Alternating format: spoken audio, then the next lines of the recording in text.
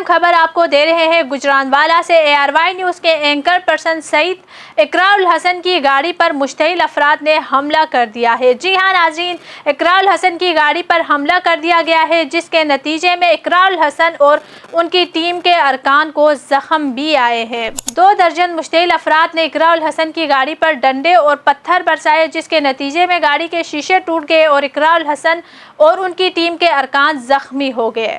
حملہ کرنے والے افراد اقرار الحسن کے خلاف اور پیر حق خطیب کے حق میں نعرے بھی لگا رہے تھے۔ سعید اقرار الحسن گجرانوالہ میں نجی یونیورسٹی کی تقریب میں شرکت کے لیے وہاں پہنچے تھے، جہاں یونیورسٹی کے گیٹ کے باہر ان پر حملہ کیا گیا، جس کے بعد یونیورسٹی کی سیکیورٹی کی جانب سے ان کی مدد کی گئی۔ ان کی گاڑی کو یونیورسٹی کے اندر لے جایا گیا اور یونیورسٹی کا گیٹ بند کر دیا گیا۔ اقرار الحسن نے اپنی اور اپنی ٹیم کی خیریت سے لوگوں کو آگاہ کیا ہے۔ ان کا کہنا ہے کہ ہمیں معمولی زخم آئے ہیں، لیکن اللہ کا شکر ہے کہ وہ بالکل ٹھیک ہے۔ اقرار الحسن کا مزید کہنا تھا کہ یہ واقعہ بالکل یونیورسٹی کے مین گیٹ کے پاس پیش آیا تھا، جس کے بعد یونیورسٹی کی سیکیورٹی نے ان کو اپنی یونیورسٹی کے اندر داخل کیا اور وہ لوگ وہاں پر اقرار الحسن کے خلاف نعرے لگاتے رہے۔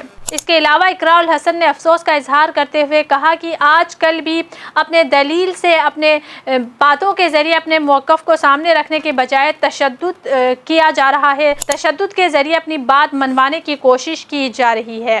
وائس آف نیشن کی ویڈیوز دیکھنے کے لیے ہمارا چینل سبسکرائب کیجیے اور بیل کے آئیکن پر کلک کیجیے تاکہ آپ ہماری تمام آنے والی ویڈیوز سے باخبر رہ سکیں۔